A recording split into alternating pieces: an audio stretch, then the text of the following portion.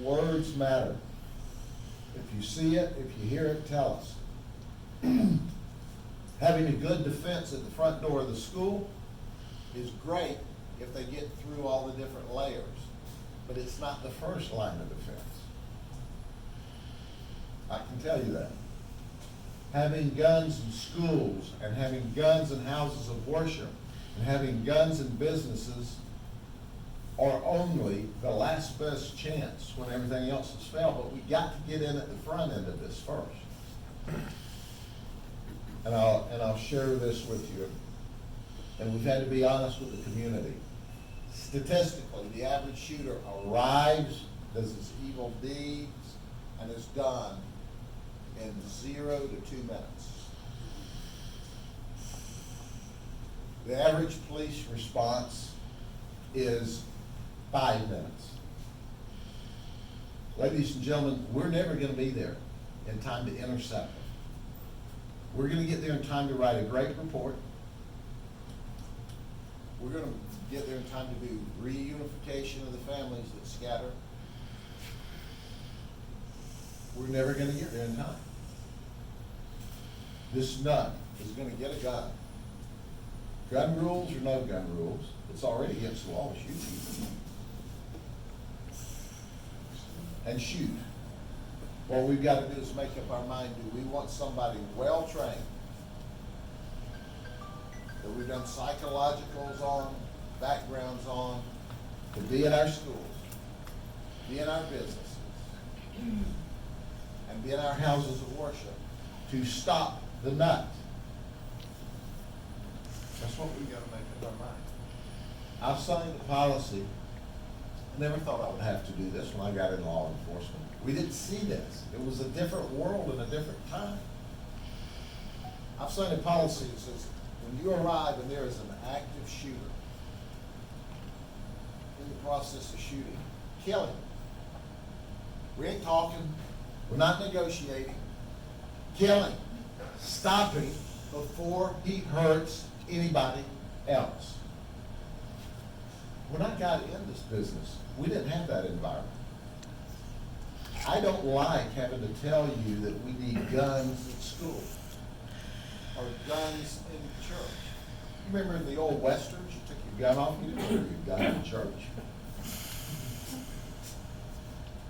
I went to North Florida in the 80s to investigate a murder suspect. Met with the sheriff and the chief deputy, came lunchtime, we went down to the little restaurant. They started taking their guns off. I said, what are you doing? They said, we're taking our guns off. I go, why? They said, well, we're going in here to eat. We're not going in here to shoot. They said, you going to take your gun off? I said, no. Take my gun off.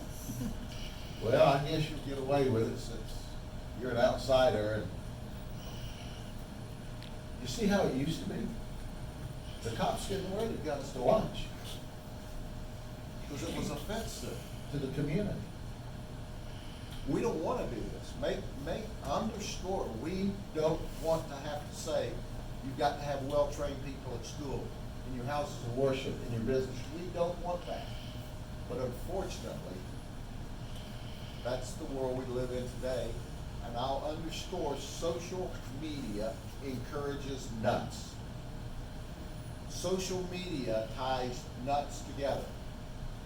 Social media allows international terrorists in Iran, Afghanistan, Serbia to groom people, young kids that are impressionable in the United States. That's depressing. But this is the greatest country in the world. Statistically, you couldn't wake up this morning and say, I'm going to spend the rest of my life getting in front of an active shooter and succeed. You're 450 times more likely to be killed in a car crash than you are to be shot by an active shooter. But that doesn't mean we shouldn't prepare, because statistics don't matter. I got grandbabies in this public school system. I dadgum sure want somebody well-trained there with a gun. And that's the challenges we have as a society today. But we're up for it. This community's up for it. When you go to a public school or a charter school in Polk County, There's no fight. We've got well-trained people there to protect our children and grandchildren, and we're going to do that. But let me end with this segment. If you see something or hear something, say something, because we never, ever, ever want to find the active shooter when they walk in the back of our church. That's the wrong place. We want to find them in advance so we can knock on their door and deal with them. As I close, you have no idea how often we knock on doors and intervene. It happens. We don't know that any one of them will ever be an active shooter. But they run that gator, and they say it, they mean it in our world. Words matter. I love you. Thank you so very much for allowing me to be your sheriff. I promise we'll do everything we can to keep you safe. Take care. Sheriff, may I ask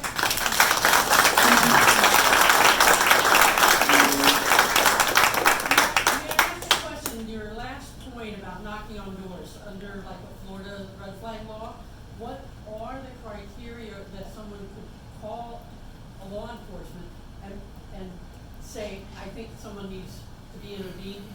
And what do you have to do? What are the procedures you have to follow in order to be able to take a gun away if that's allowed in Florida?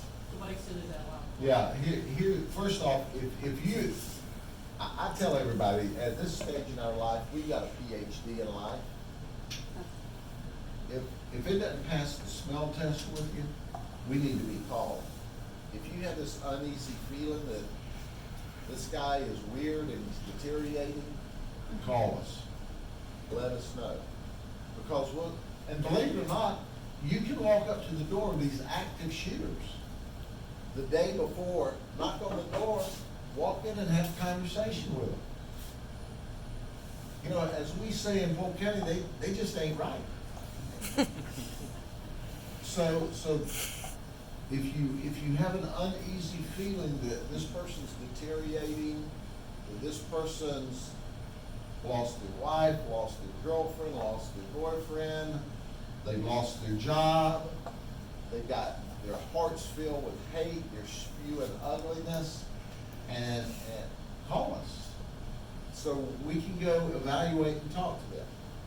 We have red flag laws, and we can do a risk protection order. Let me say this clearly and unequivocally.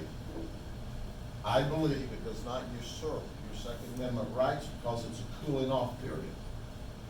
If we come to Grady Judd's house and he has written, text, email, I'm going to kill myself, I'm going to kill my wife, I'm going to kill my kids, I'm going to kill my neighbors, and I'm going to kill my neighbor's dog while I'm at it. When we go there, we just determine that guy needs to be Baker acted and or he's ripped off a shot or two at the dog, and there's criminal charges.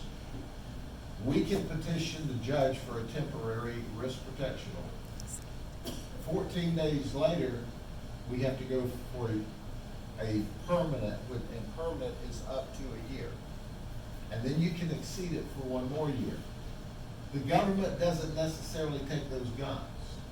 What the risk protection order says is Grady is a threat to himself or others, and the government can hold the guns, or Grady's daddy can hold them, or his son can hold them and lock them up. Grady just can't have the gun or buy a gun during this cooling off period while we Baker acting, deal with him with the criminal justice system.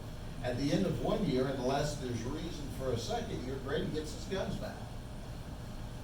So it is a cooling off period rule, not a permanent revocation of people to have, possess, or buy guns.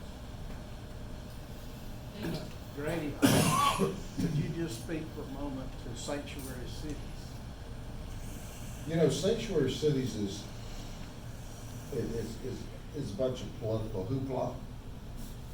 And the state of Florida has passed a law that said cities and counties could not designate sanctuary status. Back in the day, we got 30 minutes of national news a night. 30 minutes worth of local news, and your local newspapers gave you the details. Today, there's a 24/7 news cycle. And if it bleeds, it leads, and the crazier it is, the more airtime it gets. So now we've got everybody wanting a little piece of national news. We've got people that are on the far left and the far right doing the crazier and crazier and crazier things to get attention. And some communities change. I mean, communities change. Listen, I believe the United States is on a bell curve. The vast majority of us are the 80% in the center. We may be a little left of center, we may be a little right of center. That is good. That is healthy. If we were all right or all left, that wouldn't be good. But now we only pay attention to the very edges of the fringes, and that encourages all of this stuff. But the very fringe edge of the left and the right, that's not us. That's not who we are. So my suggest that this sanctuary city stuff got its legs from those most radical positions. Rahm Emanuel, Democrat, mayor of Chicago, made the statement earlier this year that he believed that Trump was going to get reelected because the Democrats continue to go further left, and instead of coming to in the 80% bell curve where everyone could say, we don't like the far right, we don't like the far left, let's have this moderate person who brings some calm and peace. Rahm Emanuel, whether you like his politics or not, I think got it right. I don't know about you. I hate the angst.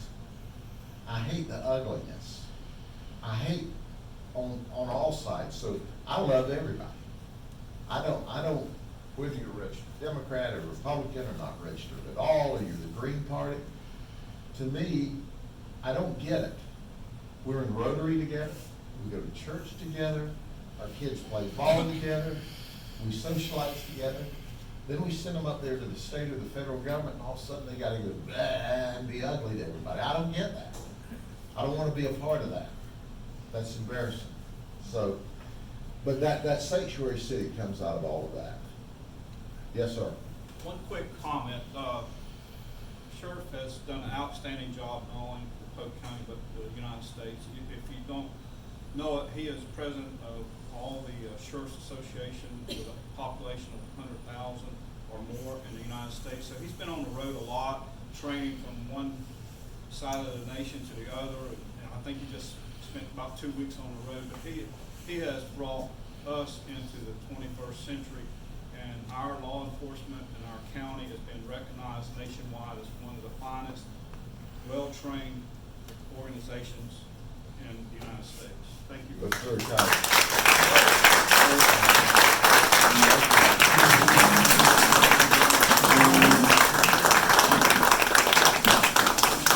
I can almost tell you to the minute how much time's left in this presidency. I am so over it. When you're on a first name basis with the people at the airport between here and Washington, D.C., you know you're flying way too much.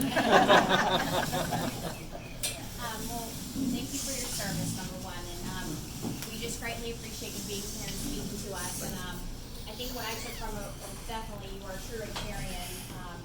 You're inspiring us to do better, as well as remembering that words matter. And I feel like that definitely encompasses our full-weight test. So I greatly appreciate it. It's just a token of our appreciation. We're just going to cheese real fast.